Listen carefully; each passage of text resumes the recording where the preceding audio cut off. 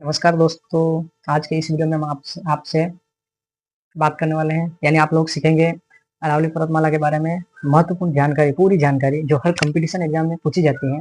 चाहे वो रीट हो, चाहे वो पुलिस कांस्टेबल हो, चाहे फिर पटवारी हो, बीएसटीसी हो या रेलवे हो, कोई भी कंपटीशन एग्जाम हो, उससे उसमें पर्वतमाला संबंधित प्रश्न पूछे जाते हैं। ठीक है, तो हम विस्तार पूर्वक समझेंगे और मैंने एक सरल नोट्स बनाए, आप चाहे तो ले सकते हैं, मैं कमेंट करके मैं आपको फ्री में भेज दूंगा।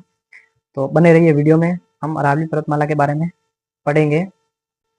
इससे पहले अगर आपने चैनल को अगर लाइक नहीं किया हो तो लाइक सब्सक्राइब जरूर कर लीजिए। इससे पहले पर्वतमाला के बारे में थोड़ा सा जानकारी ले लेते हैं। अरावली पर्वतमाला भारत की सबसे प्राचीन पर्वतमाला मानी जाती है। ठीक है, और यह न केवल भौगोलिक दृष्टि से बल्कि ऐतिहासिक, पर्यावरणीय, सांस्कृतिक दृष्टि से भी बहुत महत्वपूर्ण है। ठीक है, और ये पर्वतमाला भारत का सबसे पुराना बलित पर्वतमाला भी माना जाता है, फोल्ड है ना। और इसकी बात करें तो यह पर्वतमाला टूटी फूटी पहाड़ियों के रूप में भी दिखाई देती है। और सबसे बड़ी बात यह है कि अरावली पर्वतमाला थार, मरुस्थल और उपजाऊ मैदानों के बीच प्राकृतिक अवरोध का कार्य करती है। ये थार को आने से रोकती है, पूरे राजस्थान में फैलने से रोकती है। ये पश्चिमी राजस्थान में मरुस्थलीकरण को रोकने में सहायक है। ठीक है, और मानसूनी पवनों को कुछ हद तक रोककर वर्षा विवरण में भी में भूमिका निभाती है। ठीक है, और यह पर्वतमाला उत्तर भारत के पर्यावरण संतुलन में महत्वपूर्ण भूमिका निभाती है। ठीक है, अब चलते हैं आगे, तो पूरा इसके बारे में जानकारी ले लेते हैं। तो ये जो आपको हरा हरा दर्शाया गया, ये अरावली पर्वतमाला का विस्तार है। ठीक है, राजस्थान में मैंने अरावली पर्वतमाला का पूरा सारांश एक शॉर्टकट तरीके से समझाया है, आप चाहे तो इसे नोट कर सकते हैं। ठीक है, बहुत अच्छे तरीके से। और हम तो विस्तार से पढ़ने के लिए आगे बढ़ते हैं। तो सबसे पहले इसका मध्य भाग अजमेर है। ठीक है, फिर 3 ऊंची चोटियों से सिरोही है। ठीक है, और जो तीनों चोटियां हैं इसमें वो सिरोही में है। ठीक है, और भारत का अल्पेशियन कहा जाता है। कर्नल जेम्स टोड ने आबू पर्वत को हिंदू ओलंपस कहा है। ठीक है, और ये अरावली पर्वतमाला पितामह, अरब सागर का पितामह है ना। फिर है औसत वर्षा 50 से 90 सेंटीमीटर। उष्ण कटिबंधीय शुष्क पानी वन इसमें पाए जाते हैं। 16 जिलों में उसका विस्तार है, फैला हुआ है। सर्वाधिक विस्तार दक्षिणी पश्चिमी भाग में है, न्यूनतम विस्तार और मध्य भाग में है ना। फिर सर्वाधिक ऊंचाई जो है सिरोही में है। सबसे ऊंचा पॉइंट है गुरु शिखर। सर्वाधिक विस्तार उदयपुर जिले में है, फैला हुआ सबसे ज्यादा उदयपुर जिले में ज्यादा फैला हुआ है। ठीक है, और निम्नतम जो पॉइंट है वो पुष्कर घाटी। ठीक है, और मध्य भाग अजमेर में। फिर है दिशा है दक्षिणी पश्चिम से उत्तर पूर्वी की ओर फैला हुआ है। सर्वाधिक विस्तार है दक्षिणी पश्चिमी भाग में, और न्यूनतम जो विस्तार है वो मध्य भाग में। ठीक है, फिर है औसत जो ऊंचाई है 930 मीटर, उत्पत्ति प्री कैम्बियन कल्प में। फिर है अवशेष गोंडवाना लैंड से। फिर इसका विस्तार है पालनपुर गुजरात से रामसिंह पहाड़िया दिल्ली तक फैला हुआ है। ये लगभग 692 किलोमीटर तक फैला हुआ है। ठीक है, अरावली पर्वतमाला। फिर राजस्थान में इसका विस्तार है खेर ब्रह्म गुजरात से खेतड़ी नीम का थाना 550 किलोमीटर लगभग। राजस्थान में इसका जो लंबाई है वो 550 किलोमीटर तक फैला हुआ है, और अगर ऑल सब पूरी लंबाई देखें तो 692 किलोमीटर। ठीक है, फिर इसमें काली और भूरी लाल मिट्टी है। फिर इसमें फसलों की देखें तो मक्का व ज्वार फसलें ज्यादा होती हैं। ठीक है, और यह 16 जिलों में विस्तार में फैला हुआ है। और हम और भी विस्तार से पढ़ते हैं। तो अरावली पर्वतमाला भारत की सबसे प्राचीन पर्वतमाला मानी जाती है, श्रेणियों में से एक है। यह न केवल भौगोलिक दृष्टि से बल्कि ऐतिहासिक, पर्यावरणीय और सांस्कृतिक दृष्टि से भी महत्वपूर्ण है। ठीक है, फिर इसका परिचय थोड़ा जान लेते हैं। अरावली पर्वतमाला विश्व की सबसे पुरानी वलित पर्वतमाला है, फोल्ड पर्वतमालाओं में से एक मानी जाती है। ठीक है, इसका निर्माण प्राक कैम्ब्रियन काल लगभग 150 से 250 वर्ष पहले हुआ था। ठीक है, इसके बाद में समय के साथ भारी अपरदन के कारण ये पर्वत अपेक्षाकृत कम ऊंचे हो गए। ठीक है, और इसका विस्तार और स्थिति अगर देखें तो अरावली पर्वतमाला का विस्तार लगभग 800 किलोमीटर है।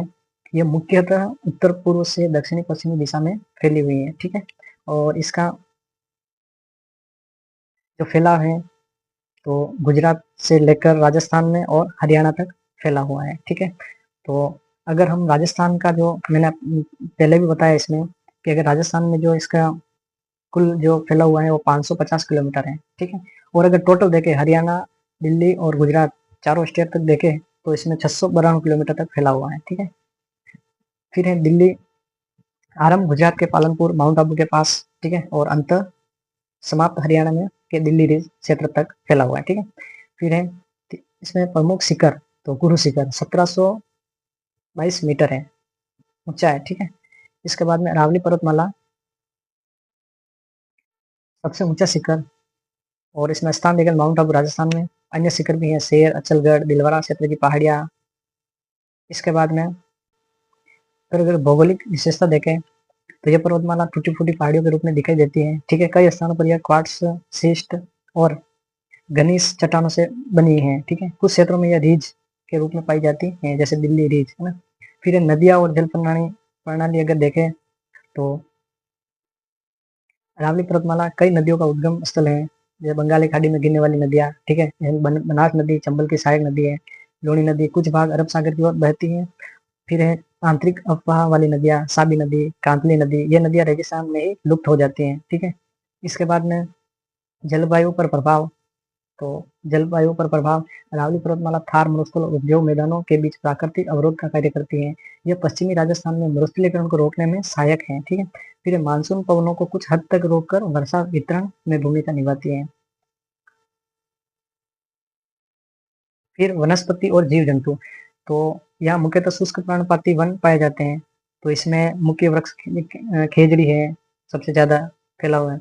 फिर नीम, धोक, बबूल, और इसमें अगर जीव जंतु तेंदुआ है, ठीक है। इसके बाद में फिर सियार है, नीलगाय है, लोमड़ी है। फिर खनिज संसाधन की बात करें तो इसमें अरावली क्षेत्र खनिजों से समृद्ध है, ठीक है।